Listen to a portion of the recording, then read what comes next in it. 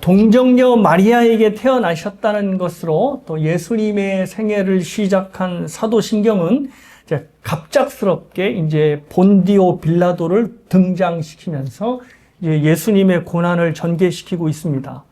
영화로 치자면은 주인공이 갑자기 이제 등장을 했는데 곧바로 이제 고난이 시작되는 반전이 이제 사도신경에서 이제 벌어지게 된 것입니다. 근데 사실 예수님의 고난은 빌라도 법정에서 시작되었다기보다는 예수님께서 이 땅에 오신 그 순간부터 시작되었다고 봐야 할 것이 맞을 것입니다. 우리가 보통 예수님의 고난을 떠올리면 보통 뭐를 생각하냐면 십자가의 고난을 제일 먼저 생각합니다. 그러니까 빌라도의 법정에서 넘겨지고 예수님이 그래서 태형을 당하신 후에 십자가에 죽기까지의 모든 과정이 바로 예수님의 고난이라고 이제 사람들이 생각을 하는 거죠. 여러분들이 거의 보셨을 것 같은데요. 멜 깁슨이라고 하는 영화 배우 출신의 감독이 감독한 The Passion of the Christ라고 하는 영화가 있습니다.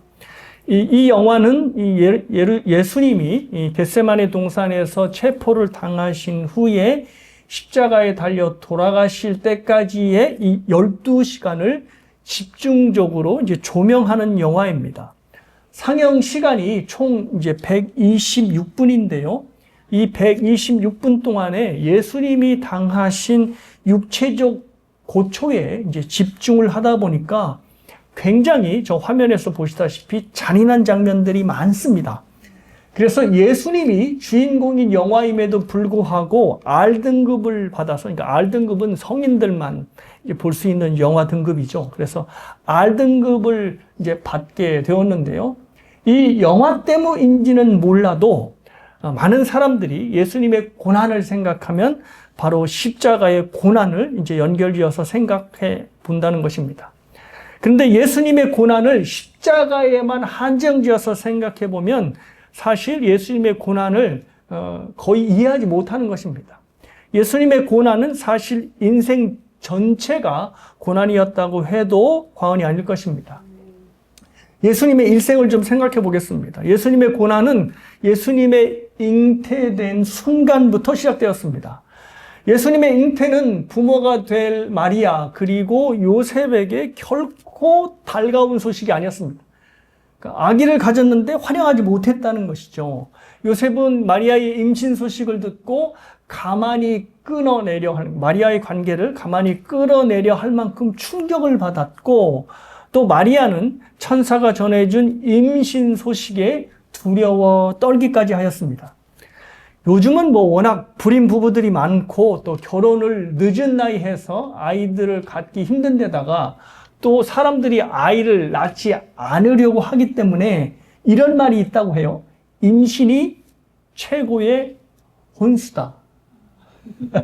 이거 어르신들이 들으면 이제 기야말 얘기이긴 한데, 이제 혼전 임신을 예전에는 수치스럽게 생각했던 것이 요즘은 이제 많이 이제 달라진 풍토를 볼 수 있습니다. 자, 그런데 예수님 당시는 정혼한 여자가 혼전 임신을 하게 되면 가문 전체가 공개적인 수치를 당하게 되었습니다. 더군다나 그 임신이 외도에 의한 것이었다면 여자는 정말 죽음을 각오해야 했습니다. 그래서 예수님의 잉태는 이 정혼한 마리아와 이 요셉에 있어서는 절대로 환영할 수 없었던 초대형 사건이었습니다. 이렇게 예수님은 이 세상에 오실 때부터 부모에게조차 배척당하는 고난을 당하셨습니다. 그리고 여러분이 잘 아시다시피 예수님은 태어나신 것조차도 비참하게 태어나셨습니다. 이제 마굿간에서, 그러니까 짐승의 우리에서 태어난 것도 모자라 그 여물통을 요람으로 삼으시고 누우셨으니 이보다 더 비참한 환경에서 태어난 사람은 없을 것입니다. 그리고 예수님의 성장 과정도 쉽지 않았습니다. 성경이 예수님의 성장 과정을 자세하게 다루고 있진 않지만 그 가정의 환경이 절대 녹록지 않았다는 것을 성경이 보여주고 있습니다. 누가복음 2장을 보면 율법의 규례대로 이제 예수님을 이제 아기 예수님을 이제 마리아와 요셉이 이제 장자로 하나님께 드리기 위해서 이제 정결 예식을 하기 위해 이제 예루살렘 성전으로 가게 됩니다. 근데 이때 요셉과 마리아가 가져간 예물이 비둘기 한 쌍이었습니다. 그러니까 율법의 규례에 의하면 어린 양으로 제물을 드리지 못하는 가정이 있거든. 그 가정은 비둘기 한 쌍으로 제물을 드려라 라고 이제 율법의 명시가 되었는데, 요셉과 마리아가 비둘기 한 쌍을 가지고 이제 제물로 드리러 성전에 간 것입니다. 그러니까 그 얘기는 이 요셉의 가정이 상당히 어렵고 가난한 집안이었다는 것을 뜻합니다. 그러니까 예수님의 자라왔던 이 가정 환경이 어떠했는지를 짐작해 보실 수 있을 겁니다. 그리고 공생의 기간도 고난은 계속되었습니다. 그 유명한 말씀하시죠. 여우도 굴이 있고 공중의 새도 거처가 있으나 인자는 뭐가 없다? 머리 둘 곳이 없다 라고 한탄을 하셨습니다. 그러니까 어려운 상황 속에서 사역을 해 나가신 겁니다. 그리고 그러면 사람들한테는 환영을 받으셨는가? 처음에는 좀 환영을 받으셨습니다. 그래서 많은 군중들이 예수님을 따라다니긴 했지만 예수님이 자신들이 기대하는 메시아가 아니다라고 판단이 딱 들자 배척하기 시작했고, 심지어 예수님은 가족들에게조차 미친 사람 취급을 받으셨습니다. 그리고 3년을 함께 했던 제자들에게 배신당하고 마지막은 그 제자의 손에 팔려서 죽임을 당하고 마셨습니다. 그렇다면 이렇게 돌아가셨다고 고난이 끝나나? 그렇지 않습니다. 부활 전까지 예수님의 고난이 계속되었는데요. 제가 이제 2주 후면은 다룰 것 같은데, 우리말 사도신경에는 이렇게 돼 있죠. 십자가에 못 박히시고 장사한 지 사흘 만에 죽은 자 가운데서 다시 살아나시며, 이렇게 되어 있는데, 이제 사도신경의 원문은 라틴어입니다. 근데 그 라틴어 원문에는 뭐라고 되어 있냐면, 십자가에 못 박혀 죽으시고 장사한 지 사흘 만에 음부에 내려가시고 죽은 자 가운데서 다시 살아나시며 라고 되어 있습니다. 그러니까 음부, 즉 예수님께서 십자가에 죽으신 후에 이제 지옥으로 내려가셨다라고 하는 부분이 이제 원문에 들어가 있는 겁니다. 근데 여기에 대한 몇 가지 해석이 있는데요. 가장 유력한 해석은 그리스도께서 죄인들이 받게 될 최종적인 형벌인 지옥의 형벌까지도 대신 받으셨다는 겁니다. 이건 이제 제가 이제 2주 후에 자세하게 이제 강의를 하겠습니다. 그래서 이 해석에 의하면 예수님의 고난이 십자가 죽음에서 끝난 게 아니라 죽으신 후에도 계속되었다는 것입니다. 이렇게 예수님은 이 땅에 오셔서 단 한 번도 편안한 때가 없으셨고, 또 심지어 십자가에 죽으신 후에도 고난을 겪으셨습니다. 그래서 예수님의 고난을 십자가로만 한정지어 생각해 보면 예수님의 고난에 대하여 저와 여러분이 온전치 못한 이해를 갖게 되는 것입니다. 자, 그럼에도 불구하고 우리가 사도신경에서 좀 주목해 볼 것은, 사도신경이 예수님의 고난을 본디오 빌라도와 강하게 연결시키고 있다는 것입니다. 이것은 사실 빌라도의 입장에서 보면 상당히 억울할 것 같은 일입니다.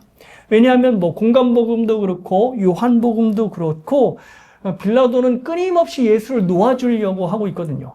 특별히 요한복음을 보면 예수님은 무죄하다라는 것을 무려 3번이나 반복할 만큼 예수님을 놓아주려고 애를 썼습니다. 오히려 예수님을 죽이려 한 사람들은 유대인들이었기 때문에 본디오 빌라도에게 고난을 받으사, 이게 아니라 유대인들에게 고난을 받으사라고 해야 할 것이 더 맞을 것 같습니다. 그러니 빌라도가 좀 억울한 심정이 들겠지요. 빌라도의 고백이라고 하는 모노드라마, 연극이 있는데요. 어둠 속에서 이 연극이 이렇게 시작한답니다. 어둠 속에서 이제 배경 이제 소리가 막 깔리는데, 그 깔리는 소리가 뭐냐면, 빌라도에게 고난을 받으라 십자가에 못 박히시고 라고 하는 이 외우는 것을 사람들이 막 이렇게 외우기 시작한답니다. 이게 배경으로 깔리는 거죠. 그리고 막 그 소리가 막 커지게 되면, 그래서 막 점점 이 공연장이 그 소리로 떠나갈 것 같이 되면 이제 빌라도가 딱 등장을 한답니다. 그래서 이제 이 독백으로 이 말로 시작을 한다죠. 제가 이제 읽어 드릴게요. 그만. 그렇습니다. 제가 바로 유대의 총독이며 예수를 십자가에 못 박혀 죽게 한 빌라도, 바로 그 장본인입니다. 그러나 전 어쩔 수 없었습니다. 정말 전 어쩔 수 없었습니다. 그러니 제발 사도신경에서 제 이름만은 빼주십시오. 부탁입니다. 제가 뭐 연극 배우처럼 막 이렇게 읽어야 되는데 연기력이 떨어지는 관계로. 그런데 빌라도가 빌라도의 고백이라고 하는 저 연극이 바로 자기 이름을 사도신경에서 빼달라고 하는 부분에서부터 시작한다는 겁니다. 그러니까 저 독백을 보면 빌라도가 얼마나 억울한 심정에 있는지를 느껴지는 겁니다. 자신은 어떻게 해서든 예수를 놓아주려고 했지만 빌라도의 고백처럼 어쩔 수 없이 유대인들 때문에 넘긴 것이니 자기 이름을 빼달라고 호소를 하는 거죠. 자, 하지만 그의 말대로 어쩔 수 없이 예수를 넘겨준 게 아니라 성경의 내용을 면밀히 살펴보면 자신의 안위를 보장받기 위해서 빌라도는 예수를 넘겨버리고 말았습니다. 이것에 대한 배경을 이제부터 좀 말씀을 드리겠습니다. 당시 빌라도가 황제로 모시고 있는 디베리우스 이 황제는 자신의 권력을 위협하는 사람들을 상당히 경계한 사람이었다고 합니다. 그래서 만약에 반역의 의심이 들면 가차없이 지휘고하를 막론하고 숙청을 했다고 하지요. 근데 이 디베리우스 황제가 처음부터 원래 공포 정치를 했던 건 아니고요.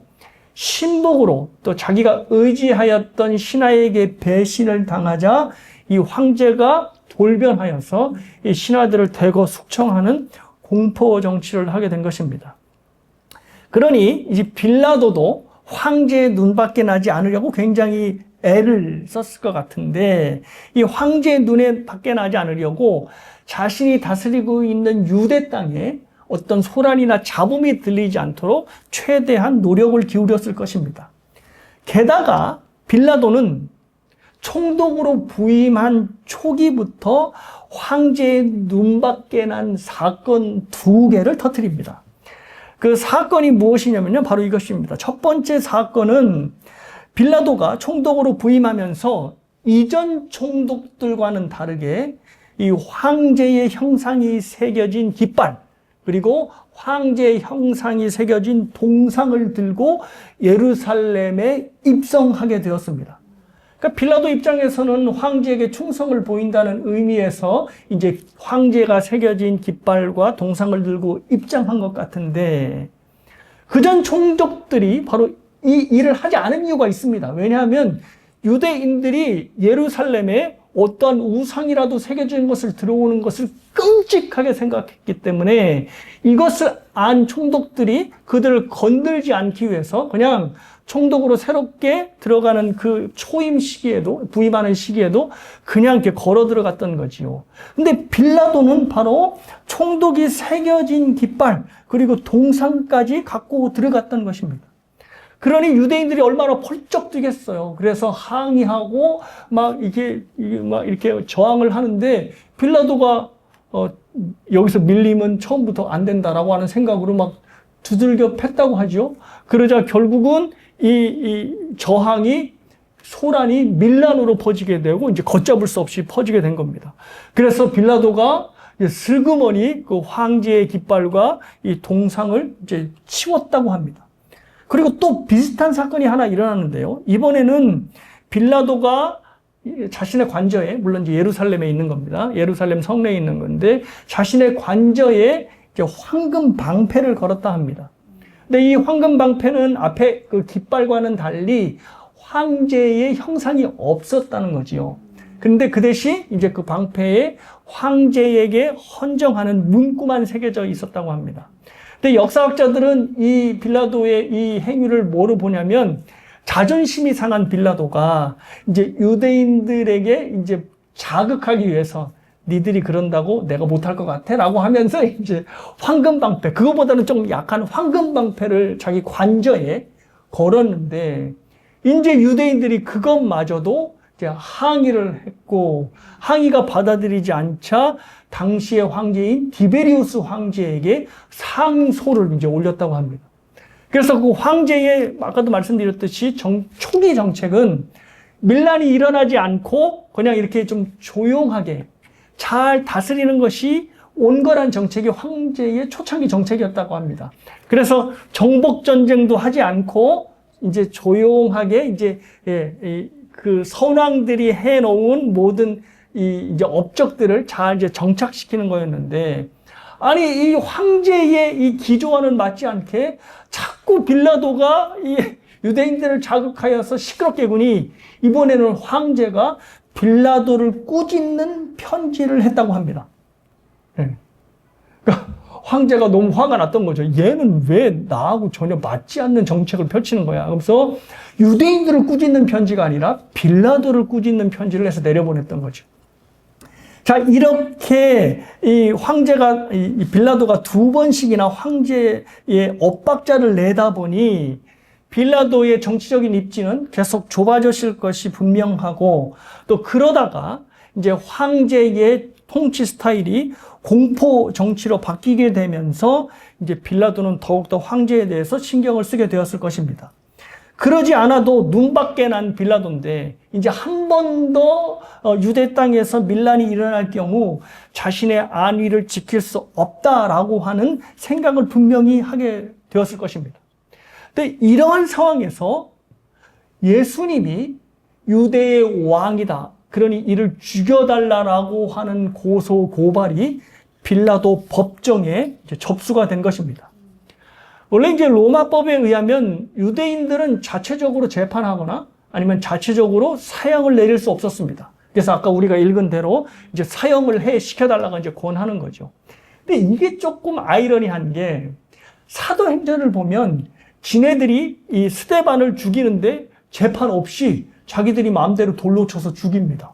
그러니까 이 말은 그냥 자기들이 이제 로마 군인들의 묵인하에 재판을 하고 사내들인 공의에서 재판을 하겠죠. 재판을 하고 그 재판 결과대로 돌로 쳐서 죽이는 것을 할 수 있었습니다. 그런데도 불구하고 예수님만큼은 반드시 빌라도의 법정에서 로마 국가에 대한 반란자로 죽이기 위해서 우리에게는 죽일 권한이 없습니다라고 하면서 예수님을 끌고 빌라도의 법정으로 온 것입니다. 자, 그러니까 빌라도가 딱 보니 이거는 예수가 반역죄로 온 게 아니라 자기네들끼리의 문제 때문에 온 것이다라는 것을 알았습니다. 그래서 요한복음에서 이 자는 무죄하다라고 3번씩이나 반복했던 거지요. 자, 그런데 문제는 유대 지도자들이 빌라도의 정치적인 입지가 상당히 약화되어 있다는 것을 간파하고 있었습니다. 그래서 이 약점을 이용하여서 빌라도를 압박합니다. 그게 이제 요한복음 19장의 말씀인데요. 들어보십시오.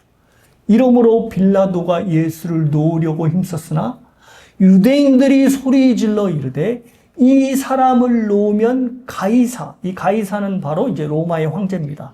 가이사의 충신이 아니니이다. 무릇 자기를 왕이라 하는 자는 가이사를 반역한 것이니이다. 지금 이제 이 사람들이 뭐를 들고 나왔냐면 로마 황제에 대한 충성심을 들고 나왔습니다. 그래서 마치 자기들이 로마의 충신들로 막 이야기를 하면서 만약 빌라도 당신이 예수를 놓아주면 뭐가 아니다? 황제의 충신이 아니다 라고 이제 겁박을 하는 겁니다.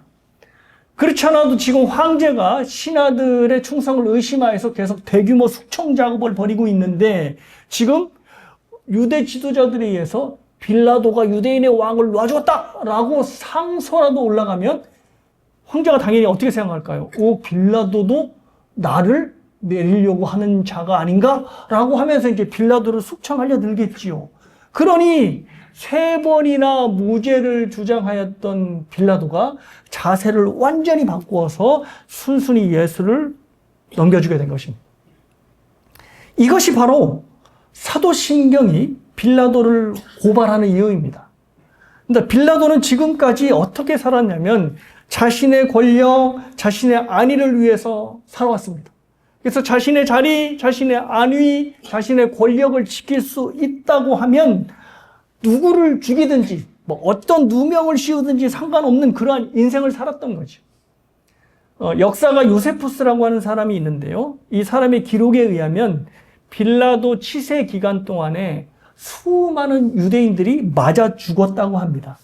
근데 그 맞아 죽은 모든 죽음들이 무엇이겠습니까?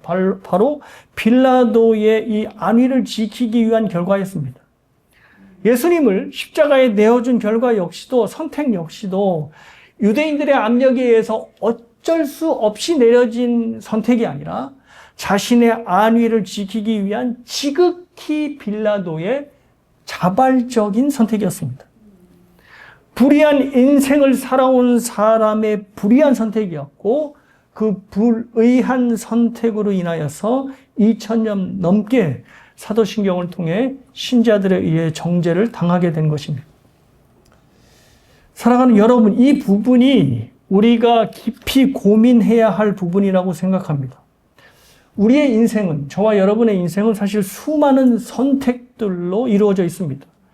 지금까지 수많은 선택들을 해 오셨고 또 앞으로도 수많은 선택들을 하실 겁니다. 나를 위해, 또 내 가족을 위해, 그리고 우리 교회를 위해 아마 죽을 때까지 수많은 선택을 하게 되실 겁니다. 그런데 그 모든 선택들, 여러분이 앞으로 하시게 될 모든 선택들이 여러분들이 살아온 인생과 무관하지 않다는 겁니다. 지금껏 내가 무엇을 하며 살았느냐, 어떠한 기준으로 살아왔느냐가 내가 지금 내리는 선택과 연결되어 있다는 것입니다. 내가 과거에 하나님의 말씀에 따라, 하나님의 뜻을 따라 합당한 삶을 살아왔다면 지금 내가 내리는 선택 역시도 하나님의 뜻에 합당한 선택을 내리게 될 것입니다. 하지만 여러분들이 나의 안위를 위하여, 나의 자리를 지키기 위하여 지금까지 계속 결정을 하며 살아왔다면 지금 내리는 선택은 하나님과의 영광과 거리가 먼 빌라도와 같은 선택을 하고 말 것입니다. 한번 여러분 스스로에게 물어보십시오. 여러분은 어떠한 선택을 해오시며 살았습니까? 그리고 그 선택이 진리에 따른 선택, 하나님의 영광에 따른 선택입니까? 아니면 여러분 자신 스스로의 안위를 위한 선택입니까? 이미 말씀드렸지만 여러분이 내릴 앞으로의 선택은 여러분이 어떻게 살아왔는지에 대한 과거의 삶의 내용과 연결되어 있습니다. 그래서 지금까지 내가 어떠한 삶을 살아왔는지를 생각해 보면 내가 앞으로 어떠한 결정을 내릴 수 있을까를 충분히 생각해 볼 수 있다는 겁니다. 빌라도가 예수를 신문하면서 $1,000,000 퀘스천, 100만 불짜리 굉장히 중요한 퀘스천을 했습니다. 그것이 바로 33절과 35절인데요.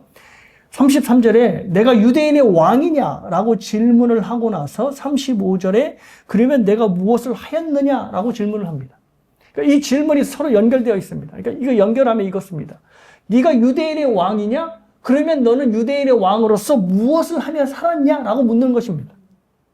그러니까 아까 말씀드렸지만 자신의 선택은 자신의 살아온 삶과 연결되어 있다고 그랬죠. 그러니까 빌라도가 지금 그것을 물어봅니다. 그러자 예수님께서 37절에 이렇게 말씀하시죠. 빌라도가 이르되 그러면 내가 왕이 아니냐? 예수께서 대답하시되 내 말과 같이 내가 왕이니라. 내가 이를 위하여 태어났으며 이를 위하여 세상에 왔나니 곧 진리에 대하여 증언하려 함이로라. 예수님이 진리를 위해 오신 왕이시니까 그 왕이신 것을 무엇이 증명한다? 내가 살아온 삶이 증명한다는 거죠. 그래서 진리를 증거하시고 증거된 진리대로 사시고 또 진리를 주신 하나님께 헌신하는 삶으로 살아오셨다는 것입니다. 그래서 자신은 유대인의 왕, 그리고 진리를 위해 오신 왕이시라는 거죠. 그러니까 로마 황제나 빌라도처럼 자신의 안위를 위해서 추구하며 선택해 온 삶이 아니라는 거죠. 그렇기 때문에 예수님께서 지금 빌라도의 법정에 사로잡혀 계심에도 불구하고 십자가를 지시는 선택을 한 겁니다. 왜? 십자가를 지시는 그 선택이 지금까지 자기가 살아온 삶과 일치된 삶이기 때문입니다. 그러니까 사실 빌라도의 법정에서는 예수님의 어깨에 십자가는 없지요. 그런데 이미 빌라도의 법정에서부터 십자가가 예수님의 어깨 위에 씌워져 있었던 것입니다. 그런 의미에서 빌라도의 결정을 살펴보면 참으로 이해가 가는 결정을 내린 것입니다. 그는 진리와 무관한 삶을 살았고 진리에 대하여 무지한 인생을 살아왔습니다. 오로지 무엇만을 위해서 살았죠? 자기 자신만을 위해서 살았습니다. 그래서 오늘 본문에서 예수님과 빌라도와의 대화를 보면 빌라도가 진리에 대해서 얼마나 무지했는지를 알 수가 있습니다. 자, 예수님이 이제 대답을 하셨어요. 자신은 진리를 증언하는 삶을 살았다라고 이제 대답을 하니까 이 빌라도가 38절에서 이렇게 묻습니다. 진리가 뭐냐라고 물어보는 거죠. 자, 그러면 빌라도가 이렇게 물어봤으면 예수님이 진리란 바로 이런 것이야 라고 예수님의 대답을 듣고 나가야 되는데 본문이 어떻게 돼 있죠? 예수님이 대답하기도 전에 그냥 나가버린 것입니다. 그러니까 이것은 뭐냐면 진리가 무엇입니까? 제게 좀 알려주십시오 라고 하는 차원에서 물은 게 아니라 진리가 너를 살릴 수 있어? 진리가 밥 먹여주냐? 라는 취지에서 물어보고 그냥 자리를 떠나버리고 만 것입니다.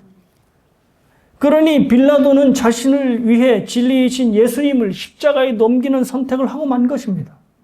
그러니까 무엇이냐면 빌라도가 스스로 영원한 저주를 자처하는 것입니다. 그러니까 빌라도는 억울하다고 얘기할 게 못 돼요.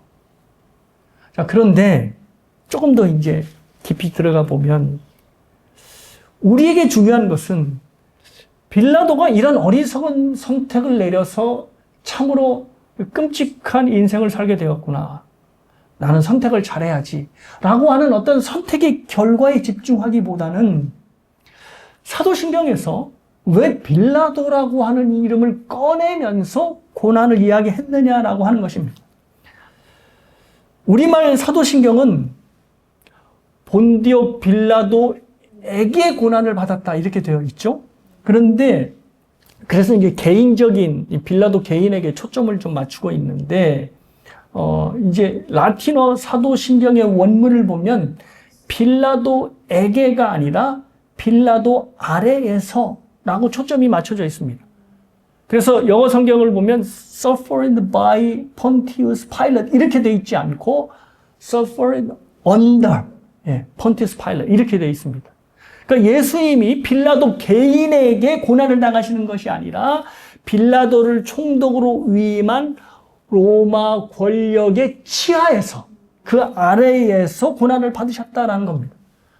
그러니까 여러분이 이미 알다시피 빌라도는 그냥 로마가 총독으로 임명한 사람에 지나지 않을 것이거든요. 그러니까 빌라도가 지금 이런 재판을 할 수 있는 것은 로마가 권세를 주었고 그 권세를 받아서 빌라도는 재판을 하는 것뿐이었습니다. 그래서 빌라도 개인에게 정죄를 받은 빌라도에게 고난을 받았다라고 하는 이 번역보다는 빌라도 아래에서 고난을 받았다, 치하에서 고난을 받았다라고 하는 말이 더 정확한 번역입니다. 그러니까 본디오 빌라도 치하에서 아래에서 고난을 당했다고 할 때는 세상 권력, 그때는 로마 권력이 세상 권력이었으니까요. 세상 권력, 세상 권세 아래에서 고난을 당했다라고 하는 말이 되는 겁니다. 그러니까 사도신경이 말하는 본디오 빌라도는 역사적인 인물뿐만 아니라 더 자세하게는 그때의 세상을 주름잡고 있는 권세가 무엇인지를 상징하는 단어였던 것입니다. 그래서 하이델베르그 교리문답이 예수님의 이 빌라도 법정의 재판을 이렇게 설명합니다. 그리스도는 죄가 없지만 세상의 재판장에게 정죄를 받으셨으며, 그러니까 본디오 빌라도에게 정죄를 받았다 이렇게 되어 있지 않죠. 하이델베르그 교리문답이 이렇게 해석을 합니다. 세상의 재판장에게 정죄를 받았으며 이로써 우리에게 임할 하나님의 준엄한 심판에서 우리를 구원하셨습니다. 그러니까 정죄를 받은 게 빌라도 개인이 아니라 세상의 재판관, 세상의 권력, 권세로부터 정죄를 받았다는 것입니다. 왜냐하면 본디오 빌라도라고 하는 이름은 당시 세계를 주름잡고 있는 세상의 권세인 로마로부터 권력을 받은 상징적인 이름이기 때문입니다. 그러니까 예수님을 죽인 것은 빌라도 개인이 아니라 바로 세상의 권세였던 것입니다. 자, 그러면 이제 여기에 집중하셔야죠. 그러면 예수님을 정죄하고 예수님을 죽인 세상의 권세가 무엇인가 하는 겁니다. 다른 게 아니라 세상의 권세는 바로 이것입니다. 하나님 없이 자신의 뜻대로 살고 싶어 하는 욕망, 이것이 바로 세상의 권세입니다. 다시요. 하나님 없이 자신의 뜻대로 살고 싶어 하는 욕망, 이것이 바로 세상의 권세라는 거죠. 그것이 개인이 됐든 빌라도가 됐든 아니면 큰 제국이 됐든 로마 제국이 됐든 세상의 권세는 똑같은 모양을 하고 있는 것입니다. 빌라도의 결정을 보면 더욱더 정확해지죠. 빌라도가 예수님을 왜 십자가에 넘겼는가? 그것은 하나님 없이 자신의 안위, 자신의 자리를 지키기 위해서였습니다. 예수님을 놓아주는 것이 정의로운 일이라는 것을 이가 알았어요. 알았음에도 불구하고 예수님을 놓아주면 자신의 권세를 잃을지 모르는데, 그러니 어떻게 놓아줍니까? 그러니 아유 그냥 넘겨버리자라고 넘겨준 것입니다. 빌라도의 이런 모습, 즉 하나님의 아들을 내어주면서까지도 뭘 지키겠다? 나를 지키겠다라고 하는 이 마음이 바로 세상의 권세인 것입니다. 세상의 안위와 뜻을 지키기 위해서라면 하나님의 아들도 기꺼이 죽이고야 마는 모습이 바로 세상의 권세인 것입니다.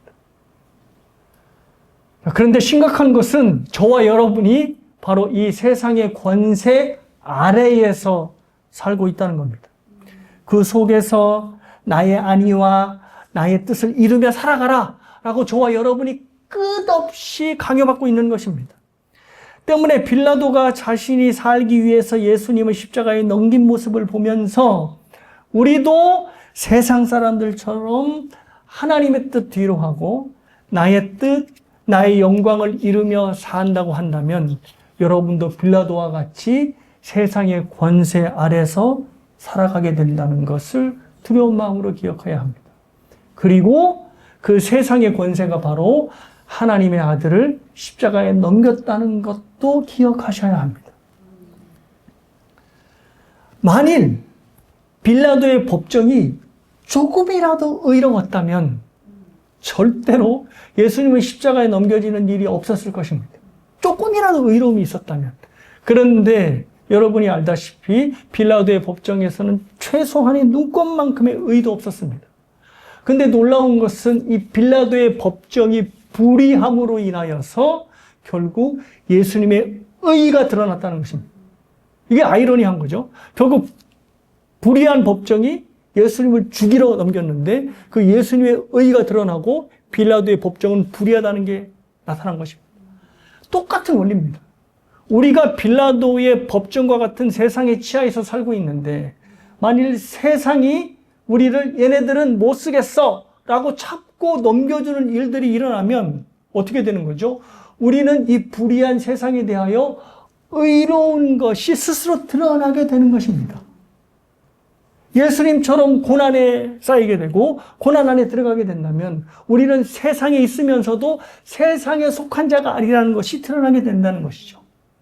그래서 예수님이 이 같은 말씀을 하셨습니다. 뭐냐면 세상이 너희를 미워하면 너희보다 먼저 나를 미워한 줄을 알라. 너희가 세상에 속하였으면 세상이 자기의 것을 사랑할 것이나 너희는 세상에 속한 자가 아니요 도리어 내가 너희를 세상에서 택하였기 때문에 세상이 너희를 미워하느니라. 너희가 만일 예수님처럼 하나님의 뜻에 순종하고 하나님의 영광에 따라 살아가려 한다면 뭐가 필수다? 세상에서 미움을 받는 게 필수라는 겁니다. 왜냐하면 세상은 빌라도의 법정이니 우리를 찾고 어디로 넘겨요? 십자가의 죽음으로 넘기는 거죠. 그러니까 우리가 너무나 힘들어 죽겠는 거예요. 그러면 그런 일이 안 일어나려면 어떻게 될까요? 빌라도처럼 살면 됩니다. 모든 것보다 자신의 자리를 지키고 자신의 안위를 살피고 자신의 영광을 위해서 살고 세상에서 결국 살아내는 것은 나지라고 하면서 나 중심으로 살아간다면 세상의 권세는, 빌라도 법정과 같은 세상 권세는 절대 우리를 십자가의 죽음으로 넘기지 않습니다. 왜냐? 같은 편이니까 그렇습니다. 사랑하는 여러분, 예수님이 세상 권세를 상징하는 빌라도의 법정에서 고난을 당하신 것처럼 우리도 세상 권세 아래에서 살아간다면 당연히 고난 아래에 있어야 됩니다.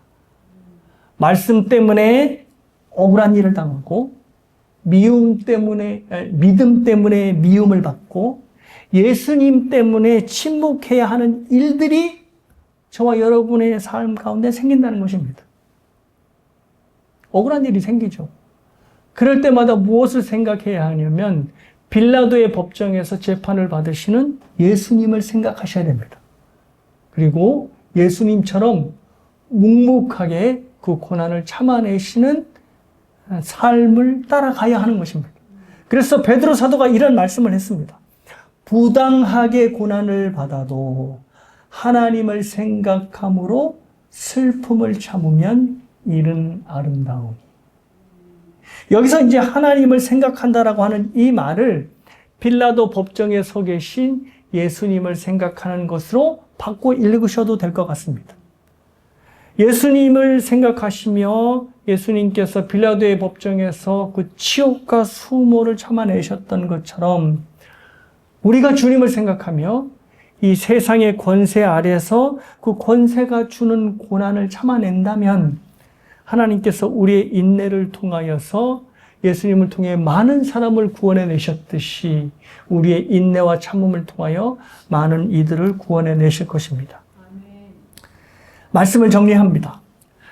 여러분이 사도신경을 잘 고백하듯이 사도신경 안에는 유일하게 두 사람의 이름이 나옵니다. 지난주에 살펴보았듯이 동정녀 마리아가 나오고 또 두 번째로 오늘 보았던 본디오 빌라도가 나옵니다. 세상 권세의 눈으로 봤을 때는 정말 보잘것없는 마리아가 하나님의 계획에 순종하였습니다. 그리고 그 결과 온 세상을 구원하시는 하나님의 아들을 잉태하게 되었습니다. 그래서 자기가 어떻게 되었든지 간에 하나님의 뜻이 이루어지기를 바라는 그의 순종을 수천 년 동안 사람들이 본받고 싶어 하고, 그리고 많은 사람들이 이 마리아의 순종을 칭찬하고 있습니다. 그런데 반면 당시의 세상 권세로 기준으로 봤을 때 권력의 정점에 서 있었던 빌라도는 끝까지 자기 자리를 지키기 위해서 하나님의 아들을 십자가에 넘기는 폐악을 저지르고 말았습니다. 그리고 그 결과 저와 여러분이 잘 알다시피 수천 년 동안 사람들의 저주 아래에 놓이게 되었고 영원한 지옥의 형벌에 들어가게 되었습니다. 저와 여러분 모두가 마리아처럼 그리고 예수님처럼 자신을 드리는 순종의 자리에 서 있기를 바랍니다. 그래서 빌라도처럼 수천 년 동안 영원히 고통받는 사람이 아니라 마리아처럼 그리고 우리 주님처럼 사랑받고 칭찬받는 자리에 서게 되시기를 주님의 이름으로 축복합니다.